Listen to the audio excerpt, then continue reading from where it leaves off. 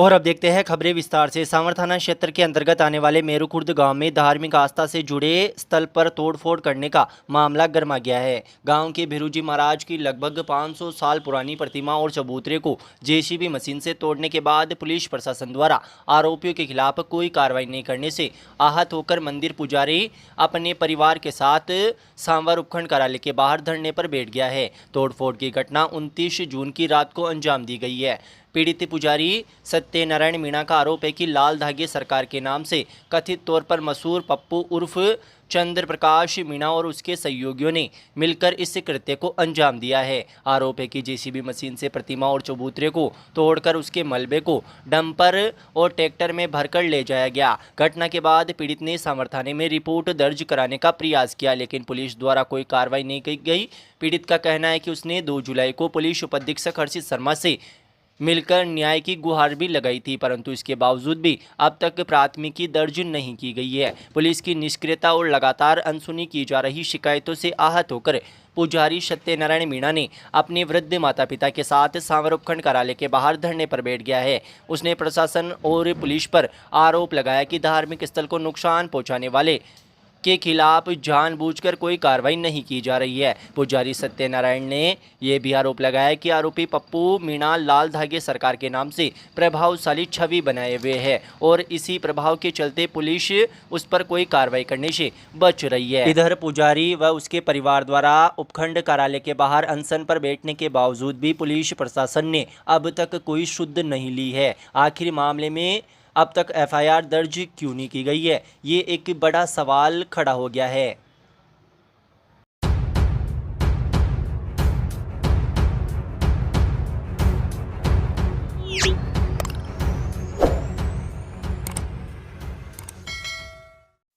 केकड़ी शहर पुलिस ने NDPS act के 5 साल पुराने मामले में एक हिस्ट्री शीटर को गिरफ्तार किया है। थानाधिकारी कुसुमलता मीणा ने बताया कि गत 5 दिसंबर 2020 को तत्कालीन थानाधिकारी लक्ष्मण सिंह को सूचना मिली कि गुड़गांव में एक लावारिस इनोवा कार खड़ी है जिसमें अवैध डोडा पोस्ट हो सकता है। पुलिस टीम ने मौके पर पहुंचकर इनोवा कार की तलाशी ली।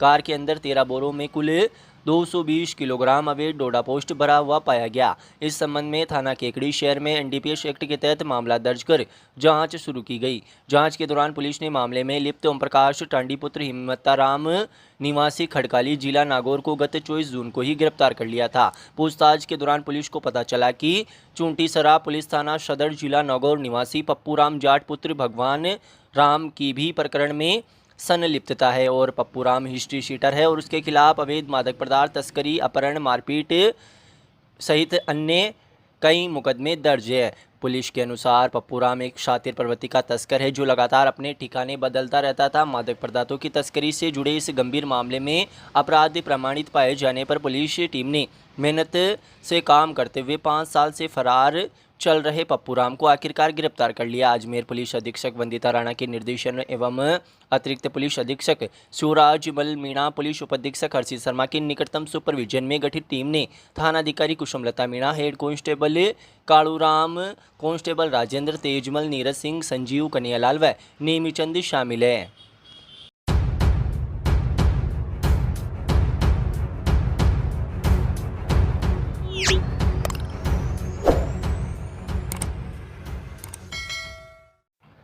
राजस्थान की जीवन रेखा माने जाने वाले बिशुलपुर बांध में इस बार वर्षा जल की बम्पर आवक हो रही है। बुधवार को सुबह 10 बजे तक बांध का जल स्तर 313.25 मीटर तक पहुंच गया, जो पिछले 17 अगस्त को दर्ज 313.15 मीटर से अधिक है। यानी इस बार बांध ने ये रिकॉर्ड करीब 1.5 माह पहले ही तोड़ दिया। महज 24 घंटे में 61 सेंटीमीटर की तेजी 2 जुलाई की सुबह 6 बजे तक बांध का जल स्तर 312.67 मीटर था, जो 24 घंटे के भीतर ही बढ़कर 3 जुलाई की दोपहर 12 बजे तक 313.28 मीटर तक पहुंच गया। शाम 4 बजे को जल स्तर 313.36 मीटर और जल भराव कुल क्षमता 24.167 टीएमसी दर्ज हुआ। इंजीनियरों के अनुसार इस समय हर 2 घंटे में बांध में औसतन 10 सेंटीमीटर की दर से पानी की आवक हो रही है, जिसे बेहद संतोषजनक माना जा रहा है। संगम से आ रही जबरदस्त आवक बिशुलपुर बांध की जल आवक का मुख्य स्रोत त्रिवेणी संगम है, जहां बनास, कोठारी और मैनाली नदियां मिलती है। बुधवार दोपहर तक संगम पर 4.20 मीटर ऊंची पानी की चादर बह रही थी। 17 जून को जब बांध का जल स्तर 312.45 मीटर था तभी से पानी की आवक शुरू हो गई थी। वर्तमान में भारी बारिश के कारण जलग्रहण क्षेत्र से निरंतर पानी बहकर बांध की ओर आ रहा है। बिशुलपुर बांध की कुल भराव क्षमता 315.50 मीटर है। विशेषज्ञों का कहना है कि इसी तरह बारिश और जल आवक जारी रही तो ये बांध पिछले वर्ष की तुलना में कई दिन पहले ही ओवरफ्लो कर सकता है। उल्लेखनीय है कि वर्ष 2023 में 6 सितंबर को ओवरफ्लो हुआ था। बिशुलपुर बांध से प्रतिदिन लगभग 1000 MLD पानी जयपुर, अजमेर और टोंक जिलों को सप्लाई किया जाता है। इसी कारण से इसे इन जिलों की जीवन रेखा कहा जाता है। इस बार ओवरफ्लो होने पर अतिरिक्त पानी को इस रद्दा बांध में संरक्षित किया जाएगा जो राम सेतु परियोजना का हिस्सा है।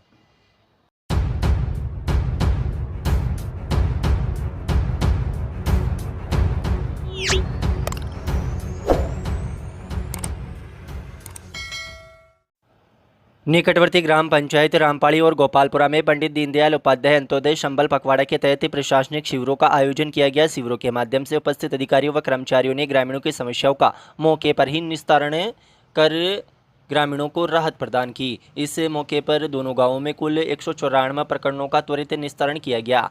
शिविरों के में राजस्व विभाग द्वारा सीमा ज्ञान के 34, नामांतरण के 49, रास्तों से जुड़े 12 और आपसी सहमति के बंटवारे के 7 प्रकरणों का निस्तारण किया गया। पंचायती राज विभाग की ओर से 56 पट्टे वितरित किए गए। जन स्वास्थ्य अभियांत्रिकी विभाग द्वारा 2 लीकेज सुधार कर पानी की समस्या को दूर किया गया।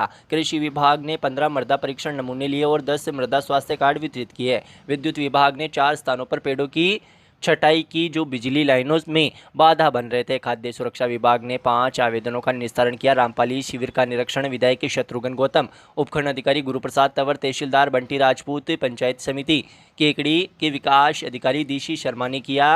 इस मौके पर सरपंच प्रतिनिधि सांवरलाल गुर्जर सहित ग्रामीण जन मौजूद रहे। वहीं गोपालपुरा में शिविर का अवलोकन अजमेर सीओ रामप्रकाश के साथ अधिकारियों की टीम ने किया। सभी अधिकारियों ने विभागीय कार्यों की समीक्षा की और संबंधित अधिकारियों को समस्याओं के त्वरित समाधान के निर्देश दिए। इस मौके पर विधायक शत्रुघ्न गौतम ने ग्रामीणों को संबोधित करते हुए कहा कि पंडित दीनदयाल उपाध्याय का अंत्योदय दर्शन ये सिखाता है कि समाज के अंतिम व्यक्ति तक सरकारी योजनाओं और सुविधाओं की पहुँच होनी चाहिए। इसी उद्देश्य से यह पखवाड़ा आयोजित किया जा रहा है ताकि आमजन को तहसील या दफ्तरों के चक्कर न लगाने पड़े और उनकी समस्याओं का समाधान गांव में ही हो सके। उन्होंने अधिकारियों को निर्देशित किया कि सभी कार्य समयबद्ध और पारदर्शी ढंग से पूरे किए जाए ताकि जनता को वास्तविक लाभ मिल सके।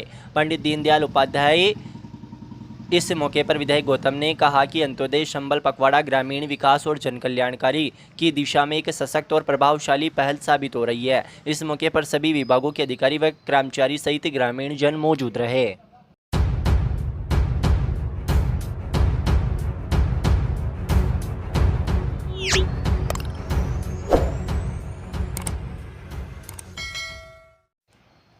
केकड़ी उपखंड के काचरिया ग्राम में राजकीय उच्च माध्यमिक विद्यालय में शिक्षकों के पद रिक्त होने के चलते विद्यार्थियों की पढ़ाई प्रभावित हो रही है, जिससे नाराज ग्रामीणों ने गुरुवार को केकड़ी उपखंड कार्यालय पहुंचकर प्रदर्शन किया तथा उपखंड अधिकारी के प्रतिनिधि को ज्ञापन सौंपकर 3 दिन में रिक्त पदों को भरने की मांग की है। साथ ही 3 दिन में मांगे पूरी नहीं होने पर स्कूल में तालाबंदी करने की चेतावनी दी है। ग्रामीणों ने ज्ञापन में बताया कि काचरिया के राजकीय उच्च माध्यमिक विद्यालय में कक्षा 1 से 12 तक का संचालन किया जाता है, लेकिन उच्च माध्यमिक विद्यालय होने के बावजूद महज 5 शिक्षक ही विद्यालय में कार्यरत है। शिक्षकों की कमी के कारण विद्यार्थियों की पढ़ाई चौपट हो रही है और भविष्य अंधकारमय हो रहा है। उन्होंने बताया कि लंबे समय से शिक्षकों की कमी से विद्यार्थी परेशान है। स्कूल में चल रहे रिक्त पदों को भरने के लिए कई बार उच्च अधिकारियों को ज्ञापन देकर पदों को भरने की मांग की गई है, लेकिन कोई सुनवाई नहीं की गई है, जिससे ग्रामीणों में आक्रोश है। ग्रामीणों ने बताया कि विद्यालय में 17 पद स्वीकृत है, जिनमें से 12 पद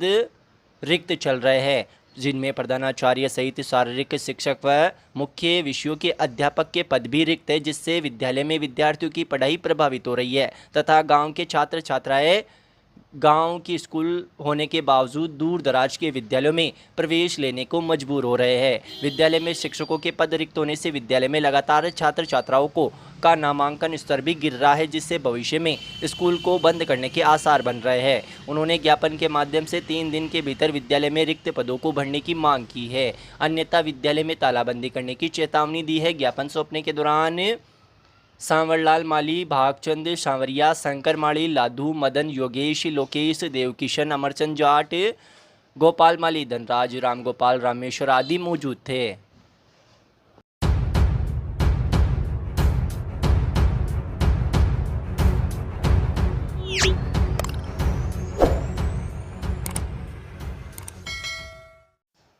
केकड़ी के वरिष्ठ सिविल न्यायाधीश एवं अतिरिक्त मुख्य न्यायिक मजिस्ट्रेट के आदेशानुसार न्यायालय में विचाराधीन प्रकरण मनोज आहूजा बनाम तेजू वगैरह में भाजपा नेता दाऊराम शर्मा की पहले से कुर्क जमीन की नीलामी बिनाई तहसील के ग्राम पंचायत बांदनवाड़ा के कार्यालय में 9 जुलाई को होगी। सिविल जज वरिष्ठ खंड के आदेश से तहसीलदार बिनाई ने नीलामी की सूचना जारी करते हुए नीलामी 2,55,382 रुपये की धनराशि की वसूली के लिए की जानी है। नीलामी की कार्रवाई पूरी होने पर बोलीदाता को 1/4 धनराशि तुरंत जमा करवानी पड़ेगी। प्रकरण के डिक्रीदार डॉक्टर मनोज आहूजा ने बताया कि वर्ष 2014 में उन्होंने बगराई निवासी लाली खारोल से जमीन खरीद की थी, जिसके बाद बांदनवाड़ा के भाजपा नेता दाऊराम शर्मा ने 12 मार्च 2014 को बगराई निवासी तेजू खारोल, रामलाल खारोल, शंकर खारोल, काना खारोल, जगन्नाथ खारोल, निजामपुरा निवासी कल्याण खारोल, बगराई निवासी रामजीव दयाल गुजर, शिव प्रकाश बेरवा को साथ में लेकर भिणाई तहसीलदार व थानाधिकारी को एक झूठा ज्ञापन देते हुए आहूजा की मानहानि करने के आशय से ज्ञापन में लिखा कि आहूजा ने धोखाधड़ी करते हुए लाली की जमीन हड़प ली है। आहूजा की से रिपोर्ट पर भाजपा नेता दाऊराम शर्मा सहित 10 लोगों के खिलाफ मानहानि के अपराध में चार्जशीट प्रस्तुत की गई। इसी मामले में आहूजा ने भाजपा नेता दाऊराम शर्मा सहित 10 प्रतिवादियों के खिलाफ मानहानि का दीवानी दावा प्रस्तुत कर 2 लाख रुपए की क्षतिपूर्ति की राशि मांग की, जिस पर न्यायालय ने 31 अगस्त 2019 को भाजपा नेता दाऊराम शर्मा सहित 10 प्रतिवादियों के खिलाफ 2 लाख रुपए का दावा डिक्री करते हुए 2 महीने के भीतर आहूजा को अदा करने के निर्देश दिए, जिसकी पालना प्रतिवादी गण द्वारा नहीं की जाने पर आहूजा ने राशि वसूली की कार्रवाई की, जिस पर संज्ञान लेते हुए न्यायाधीश ने कुर्की वारंट जारी किया, जिसकी पालना में वारंट जारी होने के पश्चात 6 लोगों ने अपनी गलती मानते हुए एडवोकेट मनोज आहूजा से माफ़ी मांगी तो आहूजा ने उदारता दिखाते हुए उनके खिलाफ कार्रवाई खत्म करवा दी, परंतु दाऊराम शर्मा राशि द्वारा न तो राशि जमा करवाई गई और न्यायालय में ना ही उपस्थित होकर एतराज प्रस्तुत किया गया, जिस पर न्यायालय द्वारा तहसीलदार भिणाई को निर्देशित किया जाकर शर्मा की जमीन कुर्क करने के आदेश दिए गए। अब कुर्क शुदा भूमि को नीलाम करने के आदेश जारी किए गए हैं।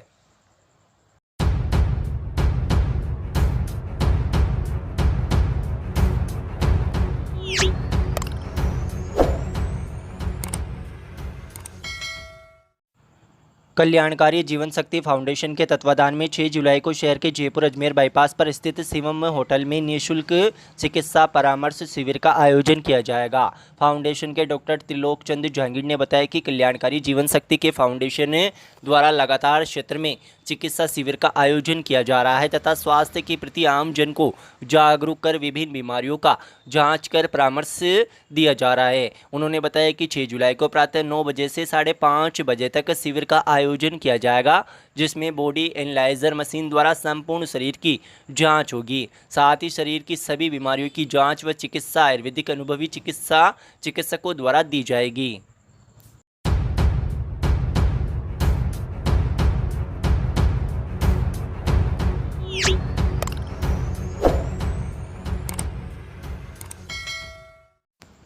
निकटवर्ती ग्राम रोप निवास में धर्ममय वातावरण के बीच श्रीमद् भागवत कथा का आयोजन किया जा रहा है। श्रीमद् भागवत कथा की अमृत वर्षा प्रख्यात कथा वाचिका जया किशोरी द्वारा की जा रही है। यह 7 दिवसीय धार्मिक अनुष्ठान 7 दिन तक चलेगा, जिसमें प्रतिदिन प्रवचन, भजन संध्या और आध्यात्मिक संवाद होंगे। कथा वाचिका जया किशोरी ने पहले दिन श्रद्धालुओं को संबोधित करते हुए कहा कि धर्म से जीवन में पुण्य, शांति और समृद्धि का प्रवेश होता है। श्रीमद् भागवत का श्रवण मनुष्य को सत्य, संयम और सदाचार के मार्ग पर अग्रसर करता है। उन्होंने भागवत कथा के महत्व को विस्तार से समझाया और श्रद्धालुओं को जीवन में भक्ति, सेवा और परोपकार अपनाने का संदेश दिया। कथा स्थल पर बड़ी संख्या में श्रद्धालु मौजूद रहे और भक्ति रस में डूबकर कथा का श्रवण किया। आयोजन समिति द्वारा श्रद्धालुओं के लिए बैठने, प्रसाद और जलपान की समुचित व्यवस्था की गई। ये आयोजन ग्रामवासियों के सहयोग से आयोजित किया जा रहा है, जिसमें युवा महिला मंडल, भजन मंडली सहित सभी वर्ग सक्रिय भागीदारी निभा रहे हैं। कथा के समापन पर विशाल भंडारे का आयोजन भी किया जाएगा।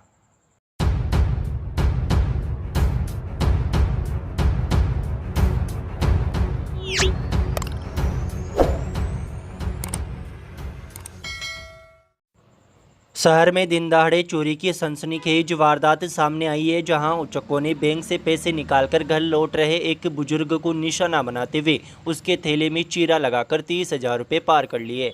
घटना की जानकारी मिलने के बाद शहर थाना पुलिस मौके पर पहुंची और सीसीटीवी फुटेज खंगालते हुए चोरों की तलाश शुरू कर दी है। जानकारी के अनुसार भट्टा कॉलोनी निवासी अब्दुल गफ्फार बुधवार को करीब 11:30 बजे एसबीआई बैंक से अपने खाते से 30,000 रुपये निकाल कर घर लौट रहा था। उन्होंने ये राशि कपड़े के थैले में रखकर कंधे पर टांग ली थी। बैंक से निकलने के बाद वह कुछ देर के लिए चाय की एक थड़ी पर रुका और वहीं बैठकर चाय पी।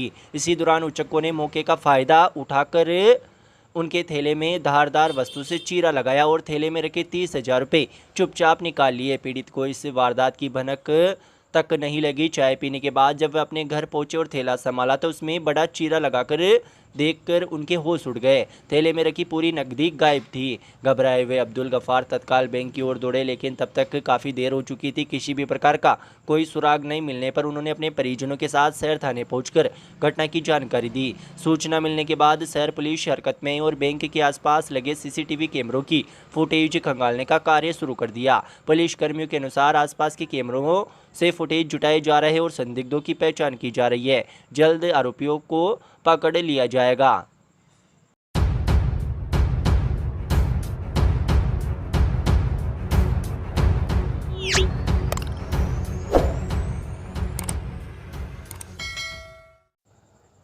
निकटवर्ती ग्राम लसाड़िया में ग्रामीणों ने आवारा कुत्तों के चंगुल में फंसकर गंभीर घायल हुए नीलगाय के बछड़े को बचाया है। ग्रामीणों ने बताया कि लसाड़िया ग्राम में नीलगाय के एक बछड़े को आवारा कुत्तों द्वारा घेरकर बुरी तरह घायल कर दिया गया था, जिसकी सूचना मिलने के बाद गांव के जीव प्रेमियों ने आवारा कुत्तों को मौके से भगाकर नीलगाय के बछड़े को सुरक्षित किया तथा पशु चिकित्सक मनीराम चौधरी को सूचना देकर मौके पर बुलाया, जिसके बाद पशु चिकित्सक द्वारा प्राथमिक उपचार के बाद नीलगाय के बछड़े को सुरक्षित जंगल में छोड़ दिया गया। इस मौके पर वन्य जीव प्रेमी मुरारी प्रताप सिंह, भूपेंद्र सिंह, नंदकिशोर ओझा, करण सिंह, अंशु जहांगीर, रघुराज, नटराज, भवर मेघवंशी आदि मौजूद थे।